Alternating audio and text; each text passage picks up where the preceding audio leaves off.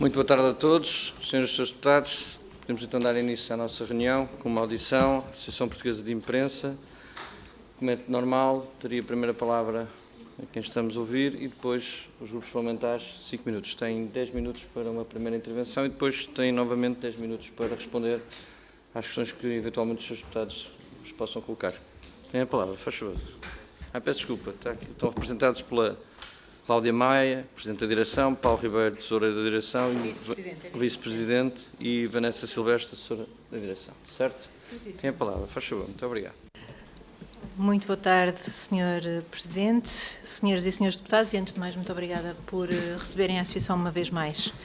Falo-vos em nome da maior Associação de Imprensa do país, nacional, regional e local, generalista e especializada.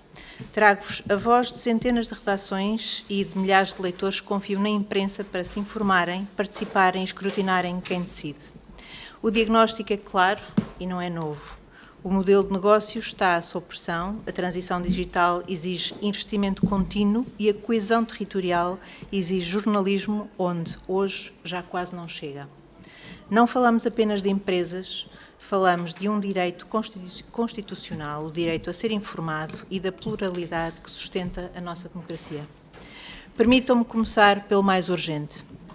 Há cerca de 10 dias, a Associação Portuguesa de Imprensa emitiu um comunicado a exigir o pagamento urgente dos incentivos do Estado em atraso. Fê-lo já depois de ter endereçado o mesmo pedido ao Sr. Ministro António Leitão Amaro em agosto deste ano. O Governo veio a público afirmar que está tudo regularizado. Citação. Lamento informar, mas não está. E vamos a factos porque o jornalismo faz-se de factos. E são só apenas alguns exemplos. Jornal da Bairrada aguarda 9.000 euros de um projeto de desenvolvimento digital concluído em agosto de 2024. A CCDR Centro remeteu a responsabilidade para o Governo. Postal do Algarve, 2 candidaturas, uma de 2021, outra de 2022, desenvolvimento digital. Último pedido de reembolso em dezembro de 2024. Estão quase 30.000 euros por liquidar. Em agosto de 2025, a CCDR Algarve reiterou que a responsabilidade é do Governo. Linhas de Elvas, 2 projetos concluídos no início de abril de 2025. 3.000, um para literacia e educação para os média e 1.700 para modernização tecnológica. Também sem reembolso. Para alguns, estes montantes parecerão pequenos. Para um jornal regional, são a diferença entre manter a equipa no terreno e fechar a porta. Por isso, pedimos regularização imediata com calendário público por projeto e entidade pagadora e ponto de situação quinzenal até à liquidação integral. Recordo que estes programas exigem investimento inicial dos beneficiários, a quem, aliás, é exigida solvabilidade financeira para concorrer e que o atraso nos pagamentos estrangula a operação destes jornais. A esta Assembleia deixamos um desafio de transparência. Um relatório anual publicado até março do ano seguinte, por exemplo, com a execução física e financeira por tipologia de incentivo e por região, número de candidaturas submetidas, aprovadas e rejeitadas, montantes pagos e por pagar, prazos médios de decisão e reembolso, taxa de execução, distribuição territorial, auditorias realizadas e lista de pagamentos em atraso com o respectivo Estado. Mas resolver pendências não chega. Precisamos de medidas estruturantes, simples, executáveis e com impacto. Primeira medida das muitas que são defendidas pela Associação. Publicitação das decisões das autarquias locais. O que pedimos é que a lei saia do papel e chegue às pessoas. A lei tem 12 anos e até hoje não foi publicada a portaria que fixa a tabela de custos destas deliberações, mantendo os cidadãos menos informados sobre as decisões das suas autarquias locais e provocando uma perda de receita à imprensa regional que se estima superior a 10 milhões de euros por ano. Não se trata de favorecer este ou aquele título, trata-se de assegurar que o cidadão sabe, em tempo útil, o que se decide à porta da sua casa. Publicitação de fundos comunitários é a segunda medida que vos trazemos aqui. Apesar de o mecanismo estar em vigor há mais de um ano e de a Associação Portuguesa de Imprensa ter contribuído ativamente para a sua boa aplicação, com a indicação, a pedido do Governo, de uma lista completa de meios elegíveis de acordo com os critérios identificados pela tutela, nada se sabe sobre a sua aplicação prática. Perante as queixas de associados sobre a ausência de publicidade relativa ao Plano de Recuperação e Resiliência, queixas que têm sido endereçadas pela Associação Portuguesa de Imprensa às entidades competentes, A resposta do Recuperar Portugal foi a de que, por distrito, é selecionado apenas um órgão de comunicação social com base em critérios de triagem e implementação. Até hoje não foi esclarecido onde foram obtidos esses dados, nem quais os meios escolhidos. A Associação reitera a sua disponibilidade para assumir a distribuição destes apoios com base no levantamento completo já realizado, abrangendo todos os meios elegíveis, independentemente de serem ou não associados da AP Imprensa. É bom lembrar que anúncios, avisos, listas de projetos aprovados e resultados não podem viver escondidos em sites técnicos, devem chegar às pessoas pelos canais que conhecem e confiam. Terceira medida, incentiva a subscrição de assinaturas.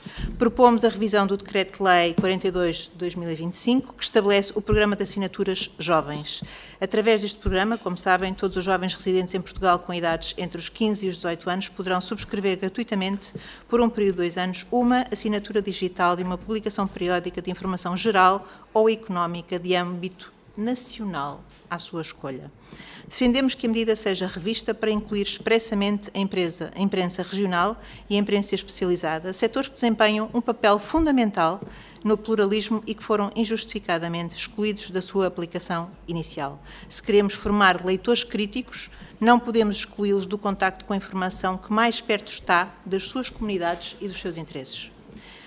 Ponto número 4, revisão do Código dos Contratos Públicos. Os editores encontram-se incluídos na lei que impõe um limite à contratação de publicidade, nomeadamente por parte das câmaras municipais, que são um dos seus principais clientes e num período tão difícil para a economia. Esta limitação impede a contratação direta de campanhas de publicidade com valores acima de 20 mil euros anuais às empresas proprietárias de jornais e revistas. A Associação Portuguesa de Imprensa tem vindo a pedir a revisão desta lei, de modo a permitir que não se incorra na situação de teto máximo. Último ponto. Distribuição de jornais e revistas em territórios de baixa densidade populacional. Foi anunciado um concurso público internacional para garantir a distribuição de publicações, jornais, revistas, livros em todo o país, incluindo zonas de baixa densidade populacional.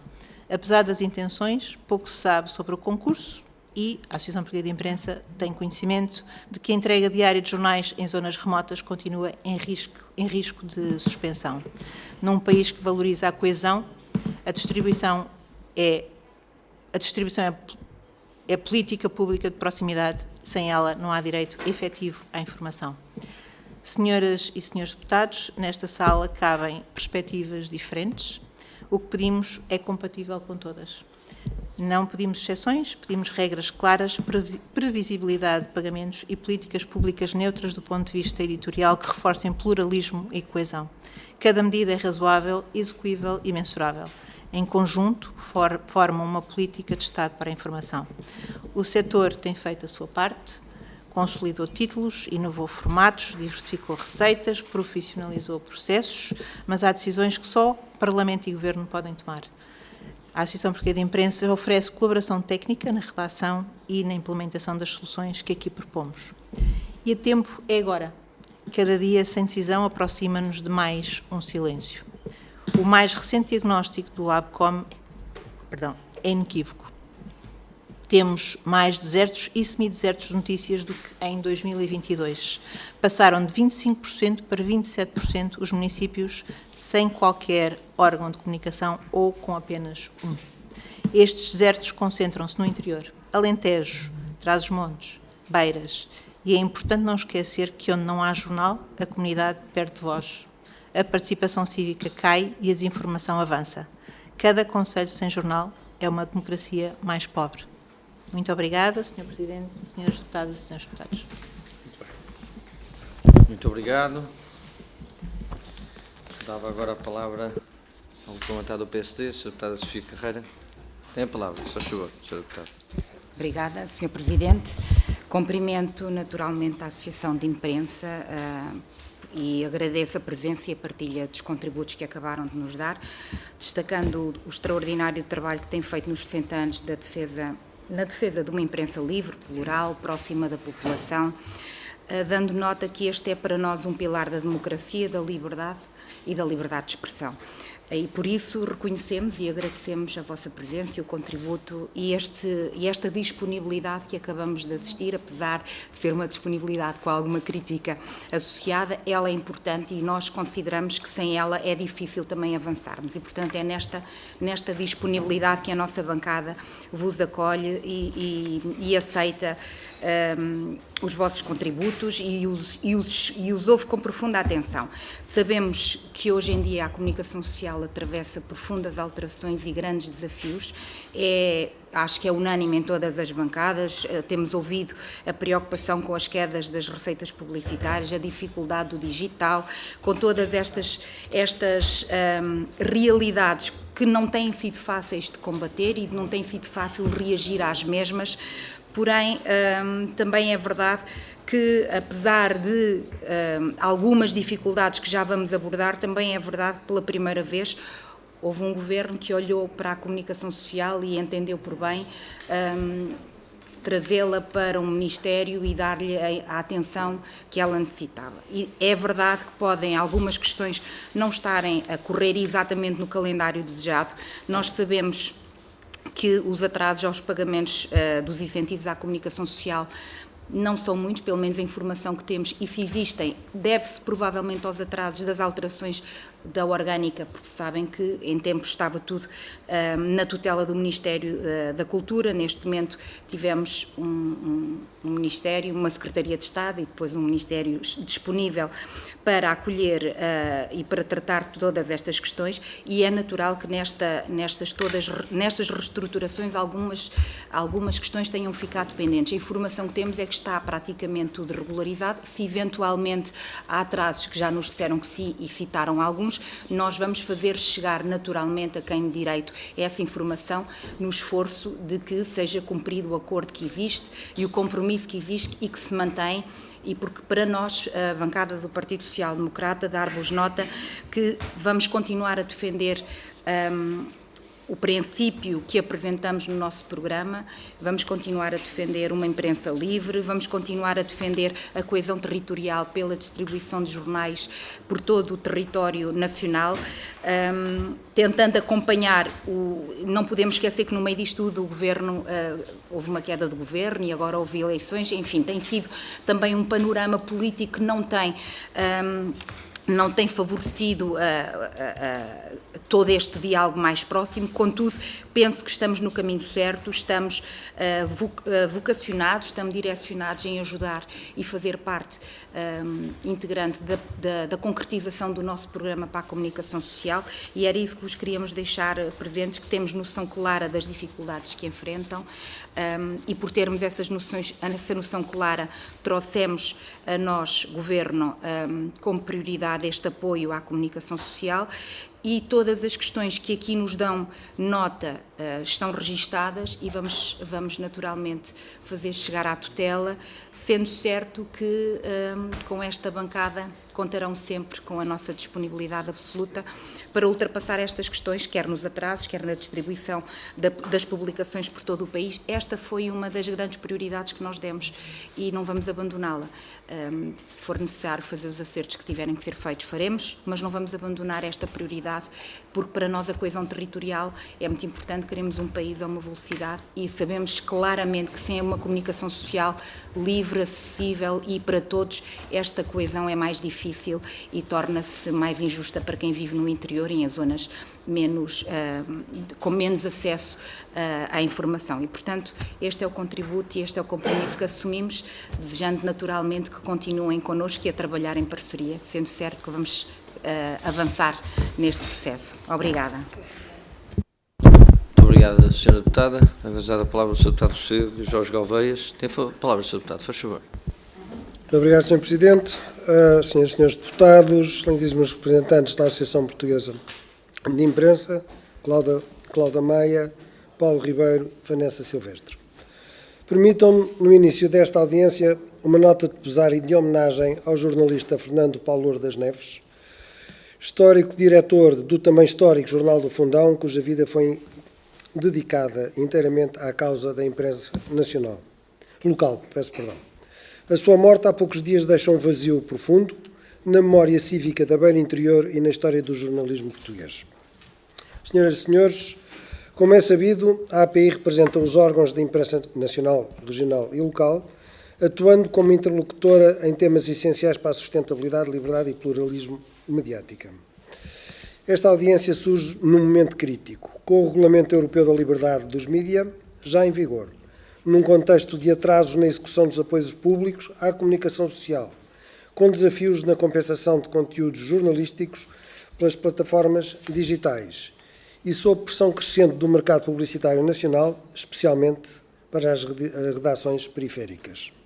Há factos que parecem saídos de uma peça de teatro do absurdo. Se há uns anos atrás alguém tivesse dito ou escrito que o núcleo duro do establishment esquerdista mediático português, tradicionalmente identificado com o discurso progressista, se oferecia de bandeja a um império mediático italiano conotado com a direita, poucos acreditariam. Seria classificado como inverosímil. Mas o inverosímil aconteceu. O grupo Empresa, ao qual pertence o Jornal Expresso, e que durante décadas foi apresentado como baluarte da cultura liberal de esquerda e da elite mediática progressista, está hoje em negociações para vender parte do seu capital ao grupo MFE, controlado pela família Berlusconi. É a ironia perfeita. O universo que sempre se julgou moralmente distinto e politicamente superior entrega-se agora àqueles que outrora classificava como neofascistas, devassos ou capitalistas. Mais grave do que a ironia é o modo como tudo aconteceu. O grupo em causa esteve a negociar a venda de parte do seu capital sem comunicar à CMVM, facto que só veio a público após a denúncia feita pela publicação digital, página 1. Num mercado regulado e sério, este tipo de ocultação de informação relevante seria considerado violação grave das regras de transparência financeira e poderia ter consequências criminais. Em Portugal, porém, o episódio foi tratado como uma leviandade desconcertante, como se a lei dos mercados fosse uma mera sugestão. Vários grupos de comunicação social, entre os quais a empresa e o público, juntaram-se à VASP na emissão de um alerta urgente sobre o risco de o interior do país deixar de receber jornais e revistas nos próximos meses, face à inviabilidade económica da rede de distribuição. O concurso público, prometido pelo Governo, para garantir a cobertura nacional, continua por lançar e vastas regiões do país enfrentam um verdadeiro apagão informativo. A esta situação junta-se o incumprimento reiterado do Estado nos pagamentos de incentivos à comunicação social, com projetos aprovados há 2 e 3 anos, ainda por liquidar. Pequenos jornais que cumpriram todas as obrigações continuam à espera do que lhes é devido, lutando pela sobrevivência em condições que nenhum outro setor económico aceitaria. E quando somamos a isto os desertos de notícias, o quadro é devastador. Segundo os dados da LabCom, da Universidade da Beira Interior, em 2025 é de 45 o número de concelhos sem qualquer órgão de comunicação local, sem jornalistas. Fala-se muito de coesão territorial, mas o facto é que o interior do país continua sem voz, sendo Trás-os-Montes e o Alentejo as regiões mais afetadas. O Governo promete duplicar o porte pago e modernizar o setor, mas não executa o que anuncia. A liberdade de imprensa não se defende com retórica, defende-se com políticas públicas justas, previsíveis e transparentes. Deixo-vos as seguintes questões. Que medidas concretas é que a API propõe para evitar o colapso da rede de distribuição no interior? Que papel devem ter as CCDR e as autarquias neste processo? Relativamente aos incentivos do Estado, que montante total se encontra atualmente em dívida aos vossos associados? E qual a percentagem de candidaturas já aprovadas que ainda não recebeu o pagamento final? Que soluções propõe a API para estimular o surgimento de novos projetos jornalísticos fora dos grandes centros? Considera a API que o plano de ação do Governo aborda de forma adequada o problema do deserto de notícias? Que avaliação faz a API dos acordos entre a Visapress e as plataformas digitais? O Estado deve intervir como mediador ou legislador neste processo? E, por fim, que medidas imediatas é que o Governo deve adotar para garantir o pluralismo informativo tão importante para a coesão territorial. Que medidas concretas é que a API propõe para a implementação de um quadro mais justo e previsível de apoio à imprensa regional? Termino dizendo que, de promessas, está o inferno cheio. Muito obrigado. Muito obrigado, Sr. Deputado. Tem agora a palavra o Sr. Deputado do Partido Socialista, Paulo Lopes Silva. Faz favor, Sr. Deputado. Muito obrigado, Sr. Presidente. Queria cumprimentar os representantes da Associação Portuguesa de Imprensa, as senhoras e os senhores deputados, e não conseguirei iniciar esta questão sem resistindo a comentar pelo menos a intervenção anterior, para dizer que de facto hoje fiquei a saber que o Grupo Imprensa e o Dr. Pinto Balsemão são perigosos esquerdistas, e isso é uma revisão daquilo que nós conhecíamos no nosso país. E particularmente porque não nos podemos deixar que as palavras deixem de ter o seu peso, nós não podemos permitir que todos os dias a nossa ação política seja feita com base no ataque à imprensa e depois nos apresentarmos como grandes defensores dessa imprensa e da liberdade da imprensa. O trabalho dos jornalistas deve ser respeitado todos os dias, não deve ser em sede de audiência termos palavras muito simpáticas para com a imprensa, e quando estamos a enfrentar a Câmara estamos permanentemente a atacar os jornalistas e o trabalho que fazem diariamente. Relativamente às preocupações que trazem no setor, de facto, entendemos hoje a preocupação que há com toda a comunicação social do nosso país, particularmente com a imprensa escrita, particularmente com a imprensa regional e local que passa por dificuldades acrescidas. Partilhamos dessas preocupações e queremos também partilhar convosco que em 22 de setembro deste ano submetemos uma pergunta ao Governo, particularmente para perceber como estava a situação do concurso público da distribuição no interior, e aproveitamos também essa oportunidade para percebermos como está todo o plano de apoio das medidas à comunicação social, dado que todo o feedback que temos do setor é que há um enorme atraso da sua execução, que grande parte das medidas hoje ainda não conhecem a realidade e, portanto, que ainda não saíram do papel, apesar de terem sido apresentadas no início de 2024 e nós estamos a terminar o ano de 2025. E, portanto, a minha primeira pergunta, além de a ter endereçado ao Governo, é precisamente para endereçar à Associação a mesma questão, se a percepção que tem sobre a execução daquele programa de apoio vai ao encontro daquilo que é a percepção que nós temos relativamente a todo o país, de que está por executar grande parte daquilo que há mais de um ano já foi apresentado. Depois, relativamente também à situação da regularização de que falavam, foi dado um dos exemplos, pelo menos, ou dois exemplos de situações que estão por regularizar, e aquilo que gostaríamos de saber é se tem algum levantamento daquilo que são as situações por regularizar, se podem partilhá-lo e se de alguma forma podem também, do ponto de vista formal, fazê-lo chegar também aos grupos parlamentares, em particular ao do Grupo Parlamentar do Partido Socialista, para que na sequência das perguntas anteriormente colocadas também ao Governo possamos também dar sequência ao acompanhamento da mesma questão. Das propostas concretas que foram apresentadas, somos sensíveis aos argumentos das propostas apresentadas, iremos refletir de uma forma mais aprofundada sobre cada uma delas e percebemos também, do ponto de vista do trabalho parlamentar, qual é o trabalho que o Partido Socialista, o Grupo Parlamentar do Partido Socialista pode fazer para também propor a implementação de algumas dessas medidas e ao encontro, e portanto com o que hoje nos transmitiram de viva voz e com aquilo que nos possam fazer chegar de forma muito concreta sobre aquilo que são os modelos de publicitação das autarquias locais, essa está escrita, falta implementá-la. Da publicitação dos fundos comunitários, mas em particular da ideia do alargamento das assinaturas jovens também aos órgãos de comunicação social não nacionais, gostaríamos que se tivessem maior detalhe já escrito sobre a matéria, que o pudessem também fazer chegar, porque de facto ficamos bastante sensíveis. Surgiu-nos uma dúvida durante a intervenção relativamente à limitação da contratação da publicidade, do teto máximo, e, portanto, no fundo, tentar entender convosco de que forma é que vocês também conseguiriam ver a resolução desta temática, dado que ela, mais do que um problema concreto da comunicação social em si, é um problema do Código da Contratação Pública, e qual o regime de exceção, eventualmente, que poderíamos imaginar para que esta situação pudesse deixar de existir e pudessem as câmaras municipais, que são aqui, de facto, um dos agentes importantes, poderem encontrar um outro modelo de trabalhar, modelos de publicidade mais densos do que isto anualmente com os órgãos de comunicação social. Portanto, muito obrigado. Muito obrigado, Sr. Deputado. Não tendo mais nenhuma solicitação nem inscrições, dava agora 10 minutos para responder. Sr.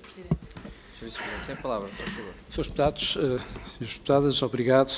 Relativamente às questões colocadas, vamos então ser assertivos, que é o objetivo também desta reunião. Relativamente ao Código da Contratação Pública, o regime de exceção, de facto, deve vigorar porque há medidas que são tomadas, decisões que são tomadas pelas autarquias, que são obrigatoriamente alvo de publicitação, e se aquele meio, como é o mesmo número contribuinte, onde cabe tudo, onde cabe a contratação de uma página do evento ou de um banner do evento para uma publicidade institucional, de um aviso, de uma escrita, seja o que for, e isso é, de facto, limitador e castrador, permitam uma expressão, pelo que o regime de exceção deveria figurar no Código da Contratação Pública, tendo em conta a especificidade do aviso que se destine àquele território em si. Não faz sentido uma medida que vai incidir sobre aquela população ser publicada num outro meio de comunicação social a 500 km, 300, 200, perde o efeito, perde a eficácia, perde a transparência. Relativamente à questão da Visapress, os acordos foram os possíveis, uma vez que nós acompanhamos o trabalho da Visapress, somos membros dos órgãos sociais e somos cooperadores, e de facto tem sido uma luta de David contra Golias, e aquilo que tem sido conseguido tem sido possível, de facto, mas que não é pouco, de facto, face às necessidades que estão em cima da mesa e às, digamos, ao balanço, neste caso, ao contrapeso que não existe. Também há aqui um pormenor que é bastante importante que salvaguardar, que é a capacitação dos nossos empresários, dos nossos editores, que da nossa parte tem sido feita, ou seja, a transição entre o que é editado em papel para o que é editado online, tendo em conta os novos desafios, já não são tão novos quanto isso, tem sido feito pela nossa parte. Nós temos promovido, aliás, ainda vai agora ser lançado uma ação de formação, de capacitação para vários editores nacionais e regionais, na ordem dos 250 mil euros, que tem o apoio a que conseguimos obter através do meio internacional para dar suporte a essa formação.